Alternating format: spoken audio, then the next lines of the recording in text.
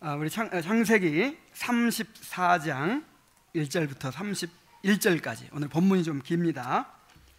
34장 1절부터 31절까지의 말씀을 읽겠습니다.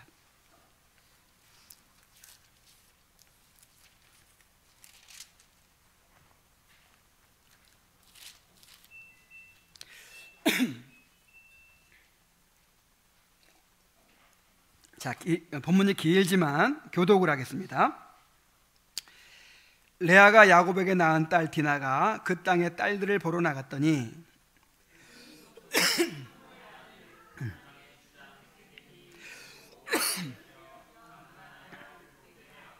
그 마음이 깊이 야곱의 딸 디나에게 연연하며 그 소녀를 사랑하여 그의 마음을 말로 이루하고 그의 아버지 하몰에게 청하여 이르되 이 소녀를 내 아내로 얻게 하여 주소서 하였더라. 야곱이 그 딸 디나를 그가 더럽혔다함을 들었으나 자기의 아들들이 들에서 목축함으로 그들이 돌아오기까지 잠잠하였고, 세겜의 아버지 하몰은 야곱에게 말하러 왔으며 야곱의 아들들은 들에서 이를 듣고 돌아와서 그들 모두가 근심하고 심히 노하였으니 이는 세겜이 야곱의 딸을 강간하여 이스라엘에게 부끄러운 일 곧 행하지 못할 일을 행하였습니다. 하몰이 그들에게 이르되 내 아들 세겜이 마음으로 너희 딸을 연연하여 하니 원하건대 그를 세겜에게 주어 아내로 삼게 하라. 너희가 우리와 통혼하여 너희 딸을 우리에게 주며 우리 딸을 너희가 데려가고 너희가 우리와 함께 거주하되 땅이 너희 앞에 있으니 여기 머물러 매매하면서 기업을 얻으라 하고, 세겜도 디나의 아버지와 그의 남자 형제들에게 이르되 나로 너희에게 은혜를 입게 하라. 너희가 내게 말하는 것은 내가 다 주리니 이 소녀만 내게 주어 아내가 되게 하라. 아무리 큰 혼수와 예물을 청하할지라도 너희가 내게 말한 대로 주리라. 야곱의 아들들이 세겜과 그의 아버지 하몰에게 속여 대답하였으니 이는 세겜이 그의 디나를 더럽혔습니다. 야곱의 아들들이 그들에게 말하되 우리는 그리하지 못하겠노라. 할례받지 아니한 사람에게 우리 누이를 줄 수 없노니 이는 우리의 수치가 됨이니라. 그런지 이같이 하면 너희에게 허락하리라. 만일 너희 중 남자가 다 할례를 받고 우리같이 되면 우리 딸을 너희에게 주며 너희 딸을 우리가 데려오며 너희와 함께 거주하여 한 민족이 되려니와, 너희가 만일 우리 말을 듣지 아니하고 할례를 받지 아니하면 우리는 곧 우리 딸을 데리고 가리라. 그들의 말을 하몰과 그의 아들 세겜이 좋게 여기므로 이 소년이 그 일 행하기를 지체하지 아니하였으니 그가 야곱의 딸을 사랑함이며 그는 그의 아버지 집에서 가장 존귀하였더라. 하몰과 그의 아들 세겜이 그들의 성읍 문에 이르러 그들의 성읍 사람들에게 말하여 이르되 이 사람들은 우리와 친목하고 이 땅은 넓어 그들을 용납할 만하니 그들이 여기서 거주하며 매매하게 하고 우리가 그들의 딸들을 아내로 데려오고 우리 딸들도 그들에게 주자. 그러나 우리 중에 모든 남자가 그들이 할례를 받음같이 할례를 받아야 그 사람들이 우리와 함께 거주하여 한 민족 되기를 허락할 것이라. 그러면 그들의 가축과 재산과 그들의 모든 짐승이 우리의 소유가 되지 않겠느냐. 다만 그들의 말대로 하자. 그러면 그들이 우리와 함께 거주하리라. 성문으로 출입하는 모든 자가 하몰과 그의 아들 세겜의 말을 듣고 성문으로 출입하는 그 모든 남자가 할례를 받으니라. 제3일에 아직 그들이 아파할 때에 야곱의 두 아들 디나의 오라버니 시므온과 레위가 각기 칼을 가지고 가서 몰래 그 성읍을 기습하여 그 모든 남자를 죽이고 칼로 하몰과 그의 아들 세겜을 죽이고 디나를 세겜의 집에서 데려오고, 야곱의 여러 아들이 그 시체 있는 성읍으로 가서 노력하였으니 이는 그들의 누이를 더럽힌 까닭이라.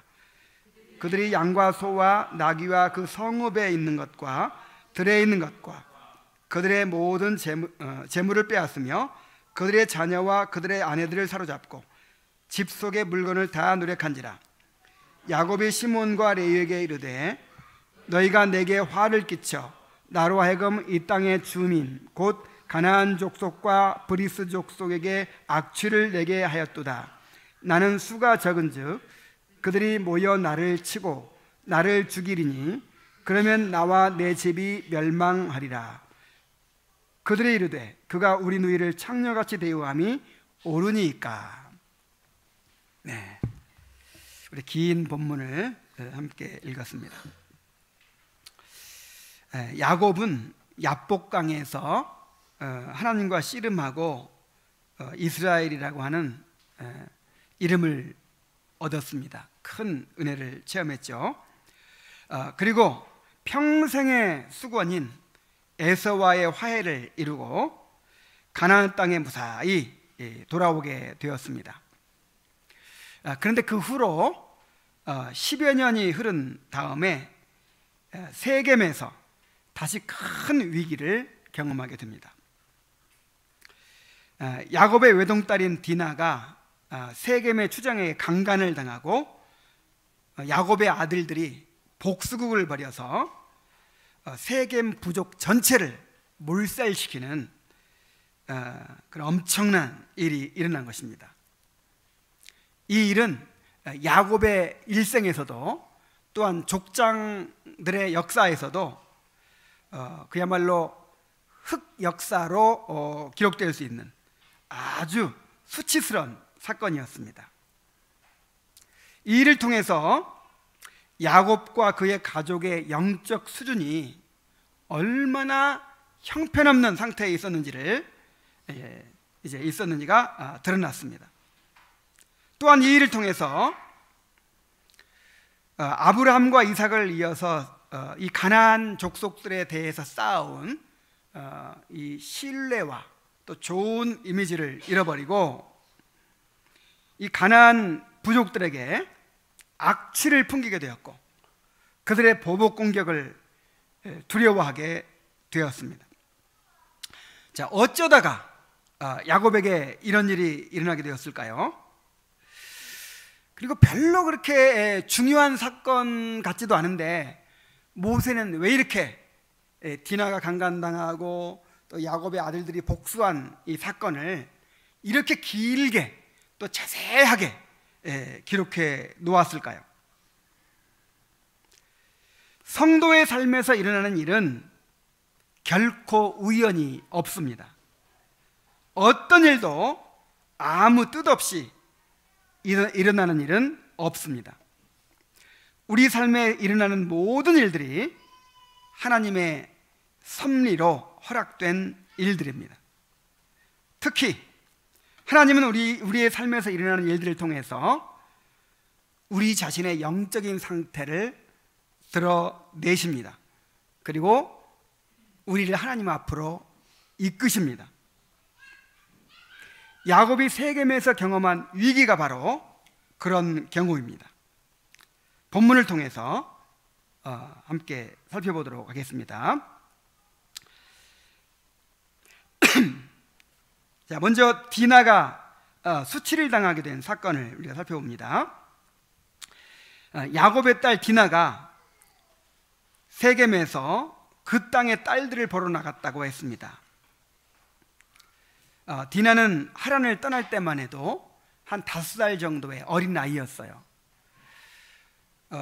이 야곱이 75세에 밧단 아람으로 가서 14년간 봉사한 다음에 이제 결혼해서 자식을 낳기 시작하죠. 이런 걸 계산하면 그다음에 7년간 이제 일하는 동안에 자식들을 다 낳았잖아요.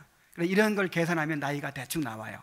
그래서 디나가 한 5살 정도 어린아이였는데 이제 숫곳에서 상당 기간 머물고 그다음에 요단강을 건너서 세겜에 와서 또 이제 상당 기간 있으면서 15세 정도의 이제 소녀로 자라나게 된 것입니다.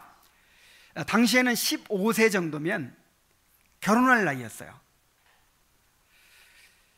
하루는 디나가 그 땅의 딸들을 보러 나갔다고 했어요. 쉽게 말하면 그 땅의 딸들을 보러 나갔다 하는 말은 이 세겜의 이 처녀들과 어울려서 놀기 위해 나갔다, 그런 뜻입니다. 아마도 세겜에 사는 동안에 세겜의 처녀들과 사귀고 또 자주 함께 어울렸던 것으로 보입니다. 많은 성경학자들이 디나가 세겜의 처녀들과 함께 세겜 사람들이 우상에게 제사하며 축제를 벌이는 광경을 구경하기 위해서 갔을 것이다, 이렇게 보기도 합니다. 디나가 야곱의 가정에서 이 신앙 교육을 제대로 못 받았다는 사실을 우리가 짐작할 수 있습니다. 하나님은 족장들이 우상 숭배와 도덕적인 타락이 극심했던 이 가나안 사람들과 이 분리되어 살기를 원하셨습니다. 그래서 가나안 땅에 오래 살면서도 이 땅 한 평 사지 않게 하시고 또 집도 갖지 않게 하시고 이렇게 장막을 치면서 유랑을 하게 하신 것이었죠. 만약에 그 가나안 사람들과 함께 어울려 살 것 같으면 갈대아 우르에서 떠나온 목적도 없는 거예요. 뭔가 갈대아 우르의 그 우상 숭배하는 그 문화에서 분리시키기 위해서 아브라함의 가족들을 불러내신 것입니다. 자, 그런데 이렇게 가나안 땅의 처녀들과 이 디나가 함께 어울리고 있었다는 것입니다. 더구나 우상의 축제를 구경하러 나갔다면 더욱 큰 문제입니다. 이 가나안인들의 축제는 남녀노소가 우상 앞에서 흥청망청 술 마시고 또 춤을 추고 성적인 방종에 빠져드는 그런 행사였습니다. 축제에 참여하여 이방인들과 어울리는 것이 얼마나 위험한 일이었겠습니까? 그래서 발람이 이스라엘 백성들을 이제 범죄에 빠뜨리고 하나님의 진노를 받게 할 때 어떤 작전을 쓰냐면은 그 모압의 이 우상의 축제에 이스라엘 남정네들을 초청하게 했습니다. 그래서 그 축제에 같이 참여해가지고 같이 술 마시고 같이 들뜬 분위기에서 어울리다 보면은 자연스럽게 음행에 빠지고 또 죄를 짓게 되고 그렇게 될 수밖에 없는 것입니다. 그래서 이스라엘 백성들이 큰 진노를 사게 되었죠. 바울도 고린도전서에서 성도들에게 우상의 축제에 참여하지 말라고 그렇게 권면을 했습니다. 그래서 이러한 일을 통해서 우리가 깨달아야 하는 것은 우리가 하나님의 백성으로서 거룩함을 지키기 위해서는 세상과 어느 정도 분리되는 것을 감수해야 한다는 것입니다. 이 디나가 이제 딸이 하나였을 가능성이 많아요. 그러니까 12남 1녀죠. 아직 베냐민이 태어나기 전이니까 11남 1녀. 그러니까 외로웠을 거예요. 자매도 없고 그다음에 어울릴 친구도 없고 굉장히 외로웠을 거예요. 그래서 이제 이 세겜 지역에서 그 세겜의 이제 소녀들과 같이 어울리게 된 것이죠. 그런데 우리가 이 디나가 그렇게 어울리게 되면서 이런 일을 당한 거예요. 그래서 우리가 이 불신자들과 완전히 동떨어져서 완전히 분리되어 살 수는 없죠. 또 불신자들과의 교제도 건전하고 유익한 경우도 있습니다. 그러나 불신자들이 추구하는 즐거움은 대부분 우리의 경건을 해치고 이 죄의 유혹이 되는 것들이 많아요. 그래서 분별이 필요합니다. 무분별하게 불신자들과 무슨 동창회니 산악회니 무슨 여행이니 이런 것들을 막 함께 하다 보면은 악한 영향을 받아서 성도의 거룩함을 잃게 되기가 쉽습니다. 그래서 때로는 우리가 외톨이가 되더라도 우리의 태도를 분명히 해야 합니다. 그래서 우리가 경건을 손해 보고 또 우리의 믿음을 지키지 못할 것 같으면 어쩔 수 없이 분리해야 될 경우가 많아요. 또한 우리의 자녀들도 디나처럼 세상 친구들과 어울려서 해로운 모임들에 휩쓸려 다니지 않도록 해야 합니다. 지금 이게 디나도 잘못이지만 디나를 제대로 가르치지 못한 디나의 부모들이 문제예요. 이 외국인이잖아요, 외국인. 그리고 이 가나안 족속들은 함족이라 얼굴이 검검못한데 이 야곱의 가족은 셈족이에요. 그래서 얼굴도 하얗고 아마 그 라헬도 예쁘게 생겼고 리브가도 미인이었던 걸로 봐서 디나도 아주 예뻤을 거예요. 얼굴도 하얗고 아주 예쁜 외국인 소녀가 그 이방인들의 이 도덕적으로 너무너무 타락하고 그 방종하는 그런 사람들 속에 섞여 있다 이 말이에요. 얼마나 위험한 일입니까?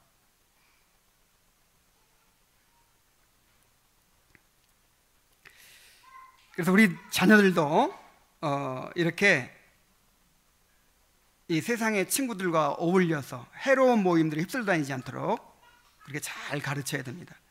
친구들을 따라서 클럽에 드나든다든지 또 아이돌 가수들의 그 콘서트에 쫓아다닌다든지 참 이런 일이 없도록 우리 자녀들을 잘 가르치고 또 간수해야 될 줄로 믿습니다. 자, 이렇게 이 외국인 소녀가 이제 그 세겜의 소녀들과 어울려 가지고 이렇게 돌아다니고 있는 거예요. 이것이 그 세겜의 추장인, 세겜의 추장 이름도 세겜이에요. 세겜의 추장인 세겜의 눈에 띄었습니다. 그래서 세겜이 디나를 발견하고 자기 집으로 데려갔습니다. 그래서 처음에는 달콤한 말로 유혹하고 막 이렇게 했겠죠. 그러다가 이제 이 디나를 강제로 범하게 된 것입니다.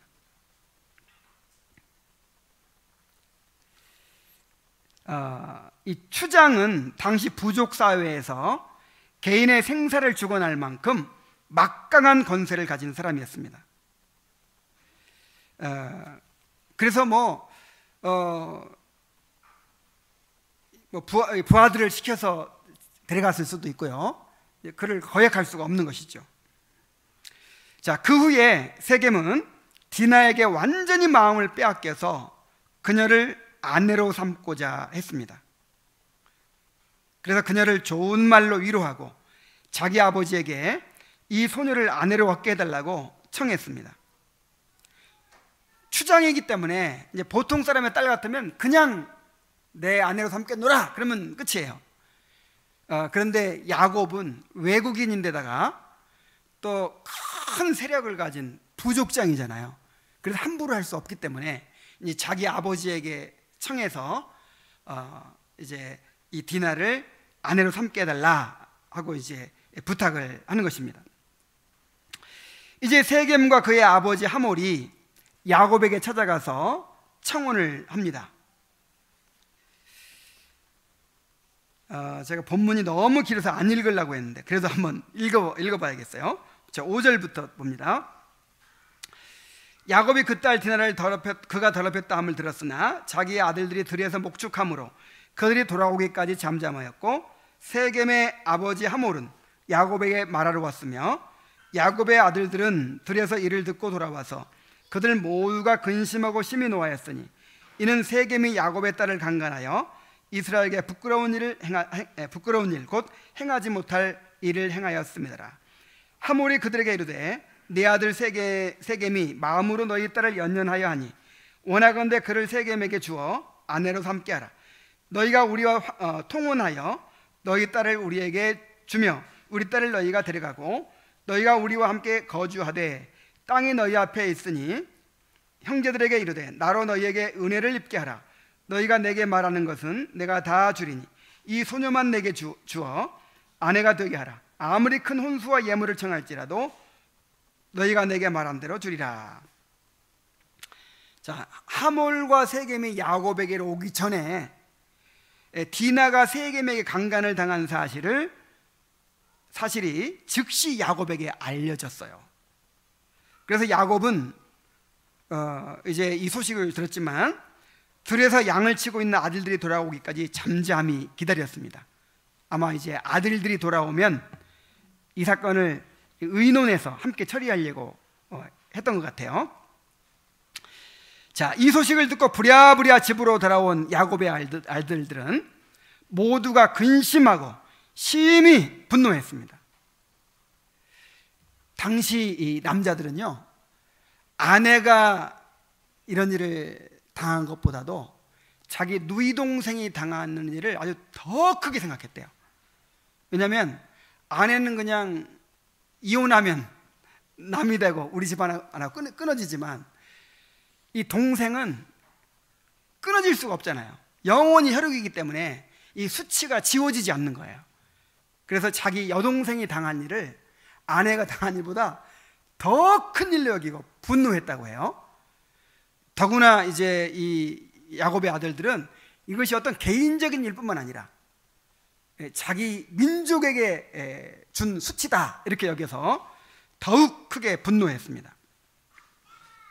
그때 세겜의 아버지 하몰과 함께 이제 야곱을 찾아옵니다. 찾아와서 청혼을 하죠. 먼저 아버지 하몰이 이야기합니다. 내 아들 세겜이 당신 딸 디나를 좋아하고 있으니 둘이 결혼시킵시다. 그리고 내가 보아하니 당신 유목민으로서 그렇게 유랑하면서 돌아다니는데 그럴 거 없이 여기서 땅을 사고 여기서 정착해서 우리랑 서로 연혼하면서 그렇게 거래도 하고 우리 한민족이 돼서 그렇게 살도록 하는 게 어떻겠소? 이렇게 이제 제안을 해요. 그러자 아들 세겜도 간절히 부탁을 합니다. 나에게 은혜를 베풀어 주십시오. 원하는 것은 무엇이든지 다 줄 테니까 디나를 나의 아내로 삼게 해주십시오. 자, 둘 다 예의를 차려서 호의적으로 말하는 것처럼 보이지만 이것은 야곱이 도저히 받아들일 수 없는 그런 제안이었어요. 자, 먼저 이들의 말 속에서 잘못을 인정하거나 용서를 구하는 말이 하나도 없어요. 자기들이 이 땅의 추장으로서 권세를 가지고 있고, 그리고 이미 디나는 자기들의 사람이 되어서 지금 디나가 어디 있어요? 디나가 세겜의 집에 있는 거예요. 그리고 뜨내기 유목민에게 이 정도의 제안은 거절할 수 없는 좋은 조건일 것이다 하는 이제 그런 마음을 가진 것이죠. 아주 거만한 마음으로 이야기한 것입니다. 그러나 일단 이방인과 통혼해서는 안 된다는 것이 하나님의 뜻이죠. 그리고 이미 이 민족적인 그 치욕감을 느끼고 있기 때문에 어떻게 하든지 복수를 하겠다고 하는 이 분노가 이 아들들의 마음을 지배하고 있어서 그 제안을 받아들일 수가 없었습니다. 자, 이제 야곱의 아들들이 복수를 감행하기 시작합니다. 이미 피해 복수를 감행하기로 결심한 야곱의 아들들은 세겜과 하몰에게 거짓으로 대답을 합니다. 13절부터 보면요, 야곱의 아들들이 세겜과 그의 아버지 하몰에게 속여 대답하였으니 이는 세겜이 그 누이 디나를 더럽혔습니다. 야곱의 아들들이 그들에게 말하되 우리는 그리하지 못하겠노라. 할례받지 아니한 사람에게 우리 누이를 줄 수 없노니 이는 우리의 수치가 되느니라. 그런즉 이같이 하면 너희가 허락하리라. 만일 너희 중 남자가 다 할례를 받고 우리 같이 되면 우리 딸을 너희에게 주며 너희 딸을 우리가 데려오며 너희와 함께 거주하여 한 민족이 되려니와 너희가 만일 우리 말을 듣지 아니하고 할례를 받지 아니하면 우리는 곧 우리 딸을 데리고 가리라. 야곱의 아들들은 할례받지 않는 사람들과 결혼하는 것은 우리에게 수치가 되는 일이어서 자기 누이를 줄 수 없지만, 이 세겜 부족의 모든 남자들이 다 할례를 받는다면 누이를 주고 그들과 한 민족이 되겠다고 약속을 합니다. 그리고 만일 우리 말을 듣지 않고 할례를 받지 않으면 우리 누이를 당장 데리고 가겠다고 위협을 했습니다. 이제 세겜이 완전히 디나에게 빠져 있는 것을 알기 때문에 이렇게 막 이제 겁을 주어서 기어이 할례를 받게 만드는 것이죠. 참, 이것을 통해서도 야곱의 아들들의 영적 수준이 얼마나 바닥인지를 알 수 있어요. 자, 이 야곱의 아들들의 제안이 얼마나 비신앙적인지를 한번 보세요. 첫째로 이것은 거짓말이었죠. 결혼을 시키고 싶은 마음이 추워도 없어요. 시킬 수가 없어요. 그러면서도 복수를 위해서 그들을 속인 것입니다. 거짓 증거하지 말라고 하는 구계명을 어긴 것이죠.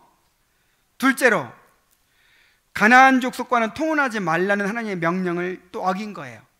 물론 거짓말로 대답을 했지만 이게 공약을 한, 공개적으로 공언을 한 거잖아요. 그래서 이것은 이제 그렇게 약속을 한 것이기 때문에 이방인들로 통혼하지 말라는 그 하나님의 명령을 어긴 셈입니다. 셋째로 더욱 심각한 문제는 이 거룩한 성례를 복수와 살육을 위한 수단으로 사용하고 있다는 것입니다. 하나님이 제정하신 거룩한 성례를, 언약의 표징인 이 성례를 그야말로 모독한 거예요. 더럽힌 거예요.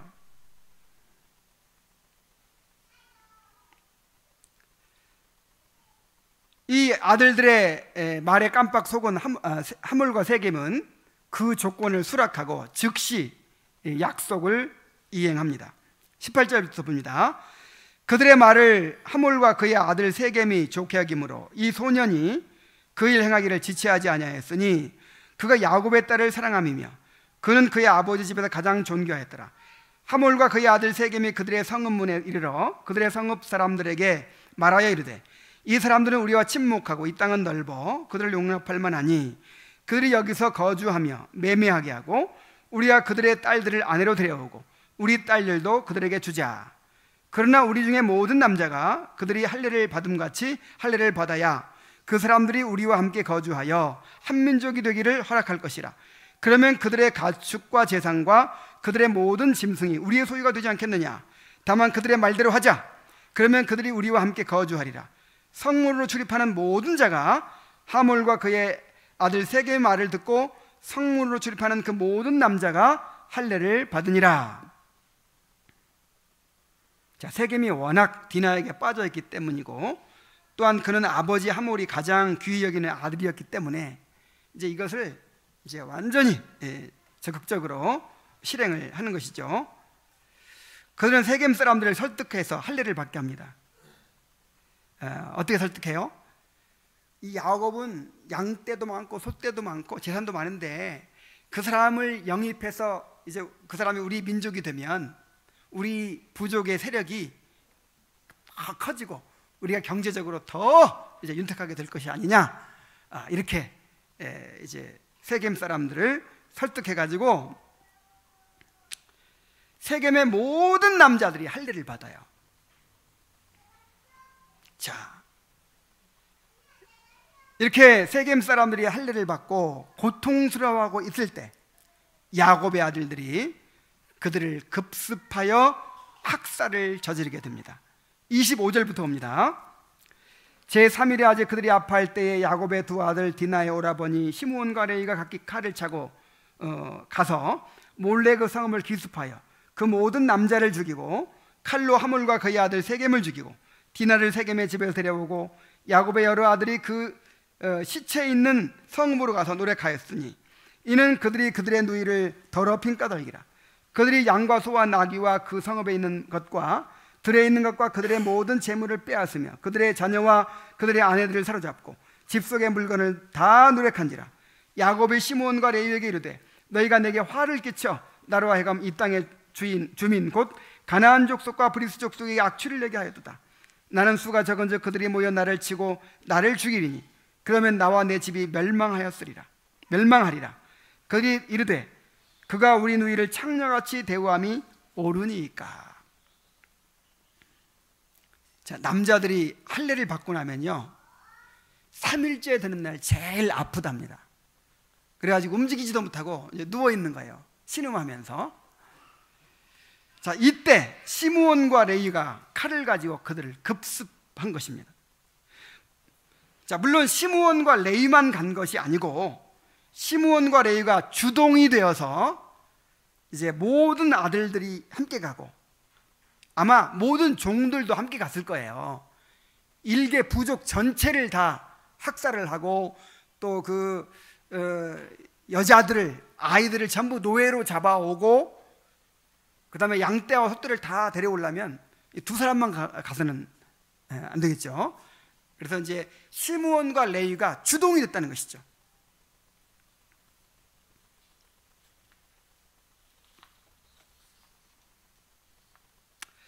참 얼마나 잔인합니까? 이건 정말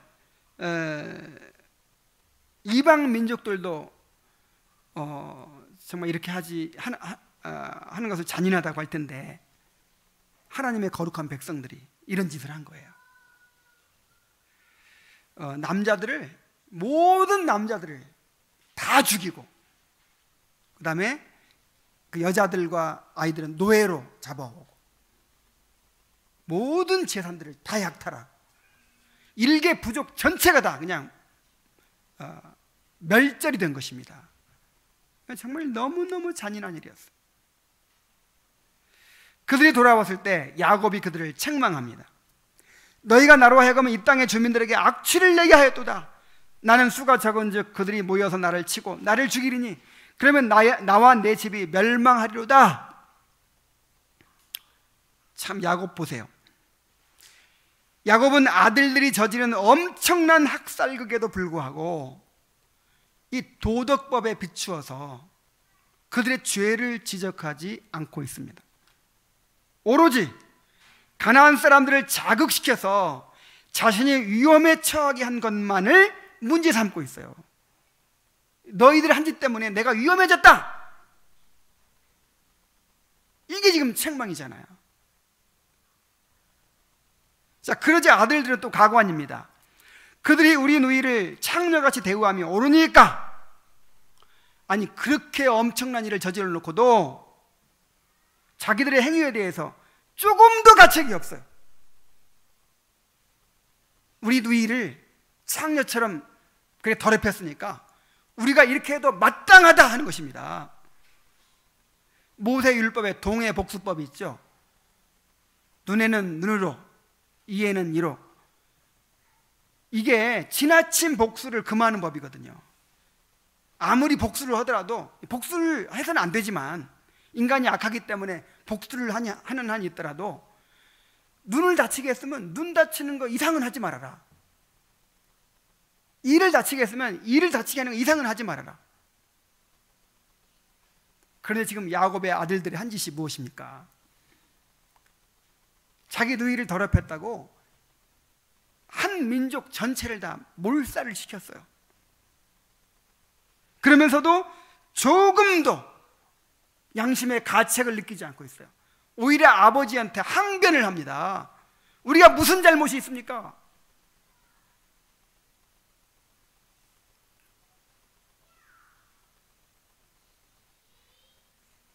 야곱의 아들들이 전혀 하나님의 백성으로서의 의식을 갖지 못하고 있음을 알 수 있습니다.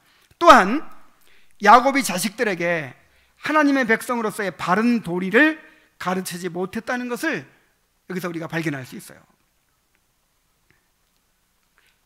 야곱은 나중에 유언을 하면서 그들이 행한 일로 인하여 그들을 저주합니다. 창세기 49장 5절로 7절에 보면은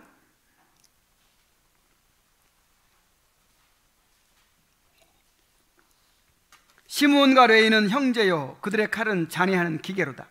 내 혼아 그들의 모의에 상관하지 말지어다. 내 영광아 그들의 집회에 참여하지 말지어다. 그들이 그 분노대로 사람을 죽이고 그 혈기대로 소의 발목 힘줄을 끊었음이로다. 그 노염이 혹독하니 저주를 받을 것이요 분기가 맹렬하니 저주를 받을 것이라. 내가 그들을 야곱 중에서 나누며 이스라엘 중에서 흩트리로다 그랬어요. 야곱의 다른 아들들에게 축복을 하면서 시므온과 레위는 저주해요. 자, 어떻게 저주합니까? 흩어버리겠다. 흩어버리겠다. 근데 과연 이 시므온과 레위 족속은 흩어버림을 당했어요. 시므온은 12지파 중에서 제일 규모가 작은 지파입니다. 아주 그냥 다른 지파 인구 조사할 때 유다 지파는 7만 명, 다른 지파 6만 명, 적어도 4만 명 이상 되는데 시므온 지파는 2만 명 밖에 안 돼요. 그리고 세력이 너무 작았기 때문에 나중에 이제 유다 지파 안에서 기업을 얻어요. 그냥 곁다리로 얻어요. 그러다 나중에는 유다 지파에 그냥 흡수돼 버리고 맙니다. 또 레위 지파는 어떻습니까? 물론 이제 레위 지파가 제사장 민족으로 특권도 받았지만 한 지파가 함께 모여 살지를 못해요. 전국에 다 흩어져 살게 됩니다. 그래서 흩어진다는 것 자체는 저주였어요. 자, 이것을 통해서 우리가 깨달아야 할 것이 있습니다. 우리는 아무리 억울한 일을 당하더라도 우리가 나서서 복수하려고 해서는 안 됩니다. 로마서 12장 19절에서 내 사랑하는 자들아 너희가 친히 원수를 갚지 말고 진노하심에 맡기라. 기록되었으되 원수 갚는 것이 내게 있으니 내가 갚으리라고 주께서 말씀하시니라 그랬어요. 심판은 하나님이 하십니다. 징벌은 하나님께서 내리십니다. 경우에 따라서 우리가 합당한 보상은 요구할 수 있어요.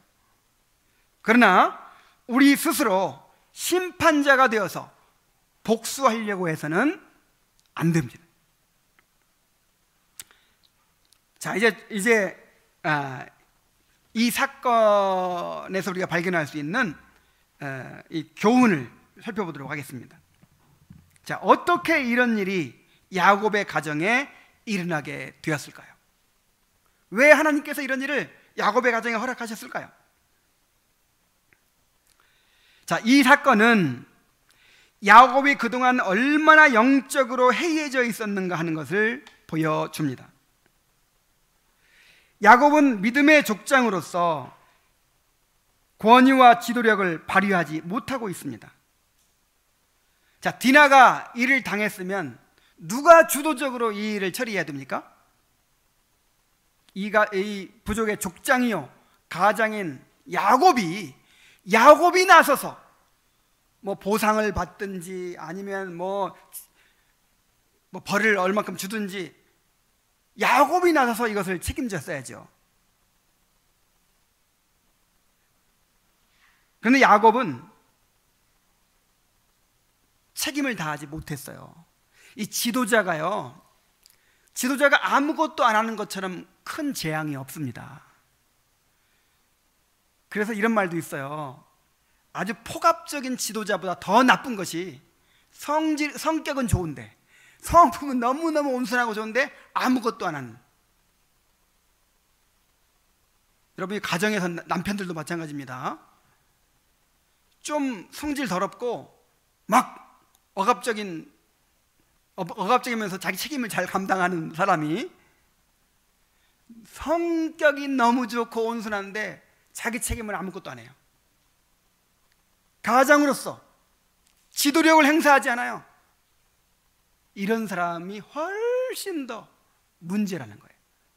가정에 문제를 일으켜요. 왜냐하면 이 리더십이 행사되지 않으면요 무질서해지거든요. 막 가족들이 이제 아내가 가장 노릇하기도 하고 자식들이 자기 마음대로 행하기도 하고 막 이렇게 되거든요. 이 야곱의 가정이 그런 꼴이에요. 이 야곱의 아들들이 이 무지막지한 일을 저질렀지만 이것을 내버려 두고 방치한 사람이 누굽니까? 바로 야곱이에요. 야곱이 나서서 일을 처리했어야죠.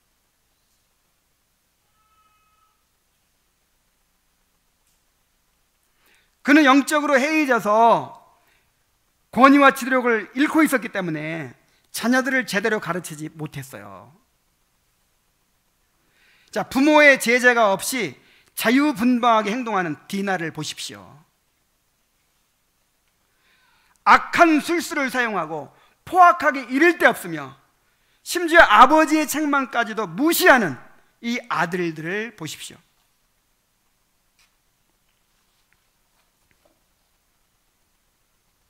물론 그 자식들이 문제죠. 자식들이 문제인데 자식들은 부모의 거울이라는 말이 있어요. 거울. 자식들의 어떤 이상 행동은 많은 경우 이 부모의 책임에 의해서, 부모가 원인이 돼서 나오게 되는 것입니다. 그래서 이것을 통해서 우리가 알 수 있는 것은 우리 자신이 영적으로 해이해지면 가장 먼저 생기는 문제는 영적인 권위와 리더십을 잃게 된다는 것입니다. 요즘 우리가 역대기서를 함께 읽고 있죠. 역대기서에서 그 왕들의 역사를 보면요, 왕들이 하나님의 수하에 있을 때는 사람들이 왕의 수하에 복종을 해요. 그 리더십이 어디서 나오죠? 하나님과의 관계에서 나오죠. 왜냐하면 왕은 이 성직이에요. 이스라엘의 왕은 하나님의 대리자이거든요. 그런데 왕이 하나님의 수하에서 벗어나면 왕의 수하에 있던 사람들도 벗어납니다. 이 다스리는 영역이 줄어들어요. 반역자들이 막 생겨나요. 그래서 이 왕의 리더십과 권위는 어디서 나오죠? 하나님과의 관계에서 나오는 거예요. 하나님과 관계에서.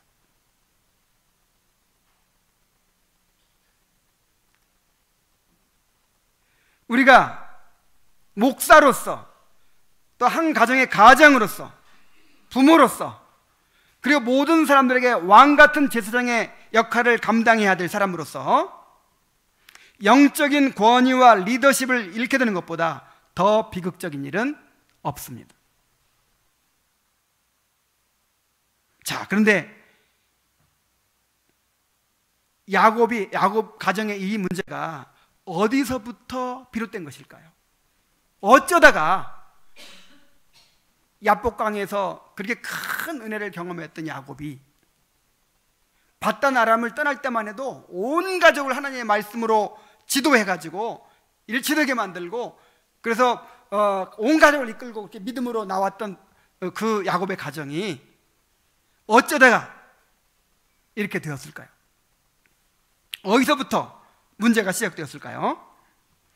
이것은 그가 하나님의 명령을 미루고 불순종한 데서부터 시작된 것입니다. 야곱은 하란으로 떠나기 전에 베델에서 하나님을 만났을 때 하나님께서 자신을 지켜주시고 무사히 돌아오게 해주시면 베델에서 하나님을 섬기겠다고 서원을 했습니다. 창세기 28장 20절부터 한번 보십시다.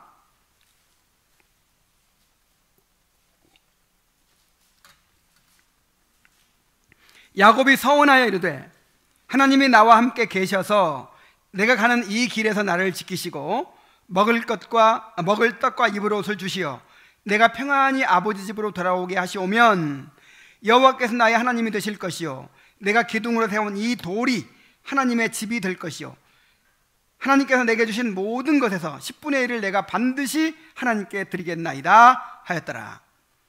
이것은 어떤 조건을 내걸고 교환하자 하는 식의 그런 거래가 아니라고 그랬죠.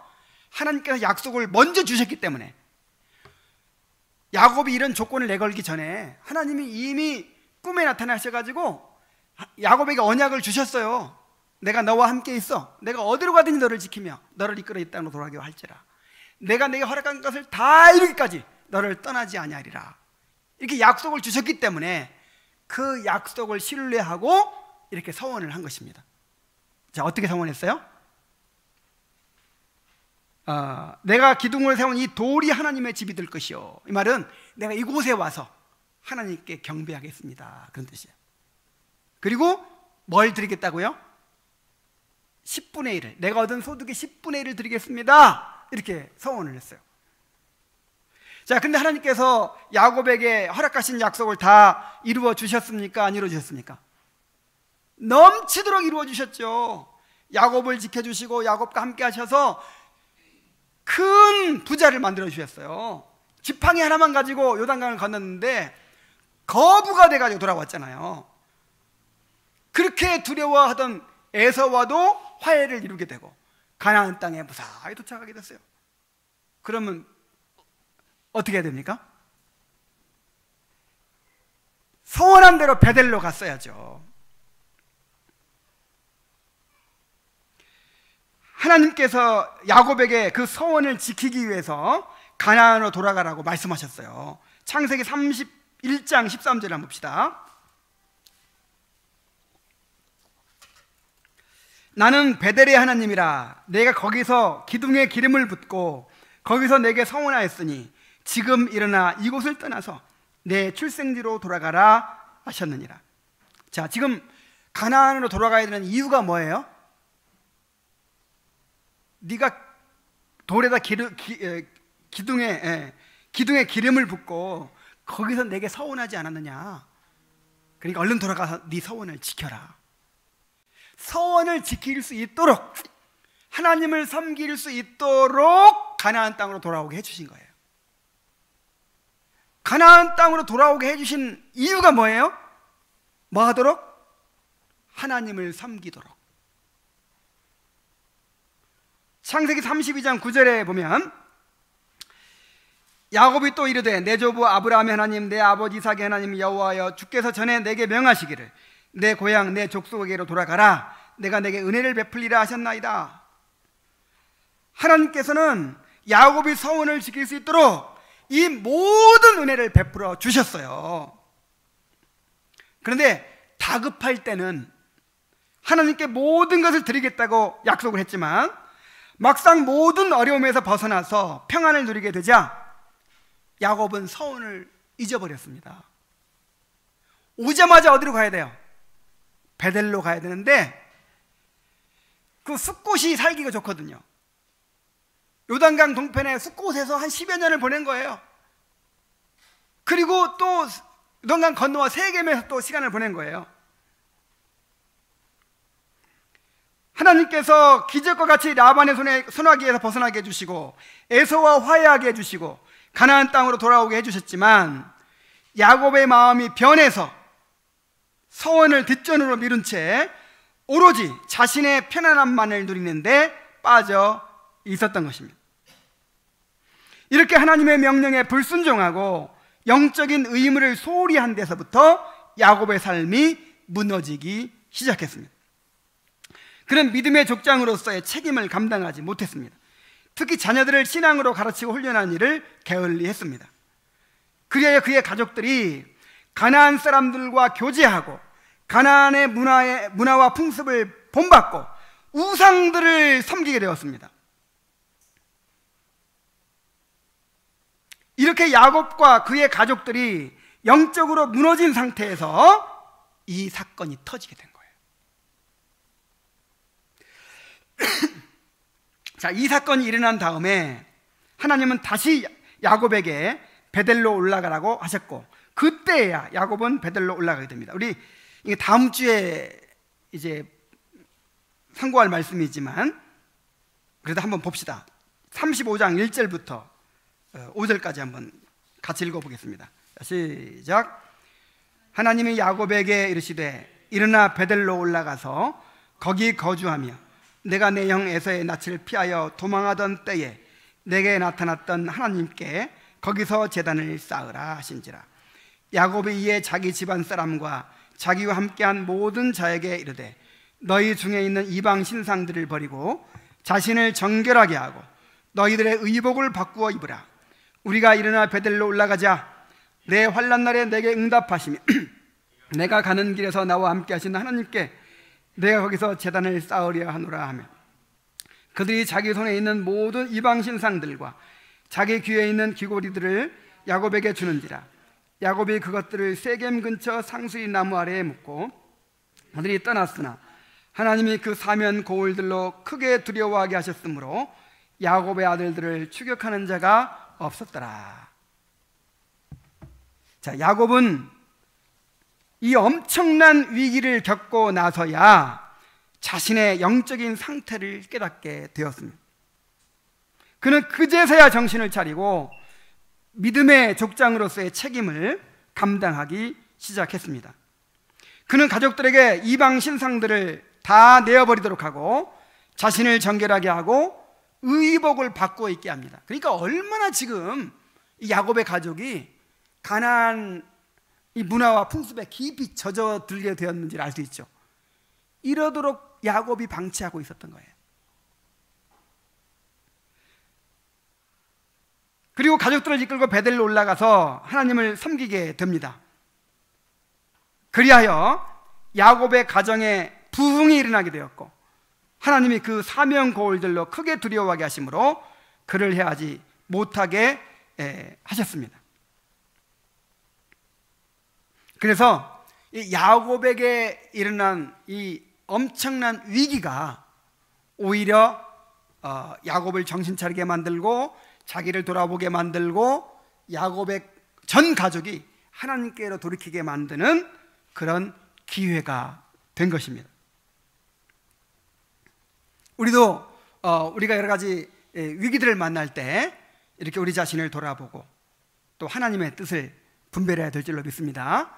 어떤 일을 만나든지 그 일을 통해서 자기를 발견하고 하나님께로 돌이키게 되는 그런 일이 일어난다면 오히려 그 위기가 야곱의 경우처럼 축복이 될 것입니다. 이제 결론을 맺겠습니다. 우리가 이번 주에 살펴볼 로마서 말씀에서 이제 드디어 본격적으로 바울이 복음을 증거하기 시작하는데 이제 인간의 죄악을 지적함으로 시작을 합니다. 그런데 모든 죄가 하나님을 알되 하나님을 영화롭게도 아니하며 감사치도 아니한 데서 비롯되었다고 지적을 합니다. 우리가 하나님께 대한 의무를 감당하지 않을 때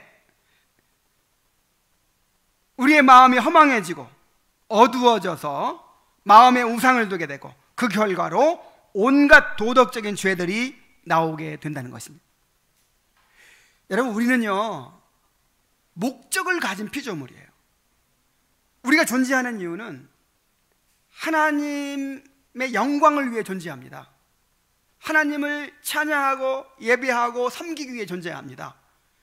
그런데 그 목적을 소홀히하게 될 때 어떤 일이 납니까? 우리가 어떤 목적을 가진 존재이기 때문에 그 목적을 잃어버리면요 마음이 허망해지는 거예요. 허망해진 다음에 그 다음에 어두워지고 미련해져요. 그래가지고 하나님을 대신할 우상들을 마음에 두게 돼요. 자, 우상들이 마음을 차지하게 되면 그 결과가 어떻게 됩니까? 도덕적으로 불의한 일들을 이제 막 행하게 되는 것이죠. 우리의 근본 문제는 하나님을 우선순위에서 놓치는 데 있습니다. 하나님께서 우리에게 온갖 은혜를 베풀어 주시는 이유가 무엇입니까?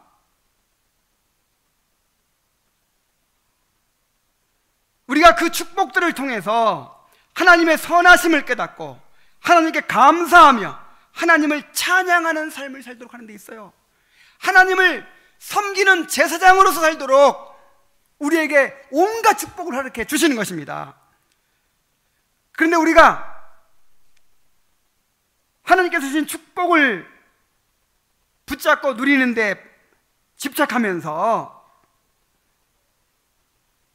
하나님께 감사하며 하나님께 찬양하는, 하나님을 섬기는 우리의 의무를 잃어버리게 될 때, 여기서부터 우리의 영적인 삶이 무너지게 되는 것입니다. 우리의 가정의 경건이 무너지게 되는 것입니다. 그 결과로 온갖 우상숭배와 악한 일들이 생겨나게 되는 것입니다. 그러므로 우리가 우리 삶에서 일어나는 크고 작은 일들을 통해서 깨달아야 합니다. 이런 일들을 통해서 우리 자신의 영적인 상태를 분별하고 하나님께로 돌이켜야 합니다. 영적으로 나태해져 있는 상태로 그냥 내버려 두시는 것은 저주예요. 저주. 로마서 1장에 보면은 하나님의 진노가 하늘로부터 나타나는데, 그 하나님의 진노의 증거 중에 하나가 뭐냐면 내버려 두시는 거예요. 그냥 아무렇게 살도 내버려 두시는 거예요. 이거보다 더 큰 진노는 없고 이보다 더 큰 저주는 없어요. 그런데 우리는 그냥 아무렇게나 살도록 내버려 두시지 않죠. 여러분, 그렇게 생각됩니까? 이것이 택한 자들의 삶입니다. 이것이 복이에요. 하나님께서 우리가 조금이라도 정신을 못 차리고 있으면 여러 가지 우리 삶에 가시들을 주시고 또 십자가를 주시고, 그래가지고 우리를 일깨우십니다. 우리를 일깨우시고 우리 자신의 영적인 상태를 보게 하시고 하나님과의 관계를 점검하게 하시고, 과연 나의 중심에 하나님을 모시고 있는지 바라보게 하십니다. 그리고 평탄한 상황에서는 불가능한 회개가 일어나게 하시고 하나님께로 전심으로 돌이키는 역사가 일어나게 하십니다. 이것이 복이에요. 이것이 은혜입니다. 우리에게 일어나는 여러 가지 일들을 통해서 깨닫게 하시고 하나님께로 돌이키게 하시는 그 은혜에 감사합시다. 기도하겠습니다. 하나님 아버지, 야곱의 위기를 통해서 참으로 야곱이 현재 어떤 상태에 있는지를 깨닫게 하시고 온 가족이 전폭적으로 하나님께 돌이키게 만드시는 그 하나님의 역사를 우리가 보았습니다. 이렇게 우리의 삶을 인도해 주시는 하나님께 감사드립니다. 우리는 너무나도 미련하고 우둔하여서 그야말로 미련하기가 짐승과 같아서 하나님께서 이렇게 끊임없이 우리를 채찍질해 주시고 깨닫게 해주시지 않으면 우리는 영영 하나님을 멀리하게 되고 말 것입니다. 아버지 하나님, 우리에게 지혜를 주시옵소서. 그래 잘 깨닫고 하나님께로 돌이키는 주의 백성들이 되게 하여 주시옵소서. 예수님의 이름으로 기도하옵나이다. 아멘.